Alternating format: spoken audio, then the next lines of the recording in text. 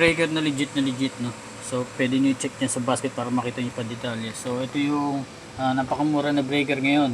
So pwede nga to sa DC, meron din AC, no. Pero ito DC yung binili ko for solar system ko to dahil madalas nga ang brownout ngayon. Kaya itong breaker na to ay temperature nagtitrip, then even the circuit nagtitrip din siya. So kaya maganda itong breaker na to. So itong breaker na to may terminal yan dito sa up. So then dito sa baba rin, no. So reversible nga to, makikita nyo DC 400 volts. Then rating nito ay 63 amps yan. So ginagamit ko nga to sa pang battery yan. Okay. Then saka sa solar panel walang problema. So reversible siya kahit ilagay mo ito sa baba o sa taas yung mismong terminal mo. So check nyo dyan sa basket para makita nyo pa yung detalye. Then kagandahan pa isa nito, ito nakikita nyo meron siyang indicator na red, ibig sabihin naka-on.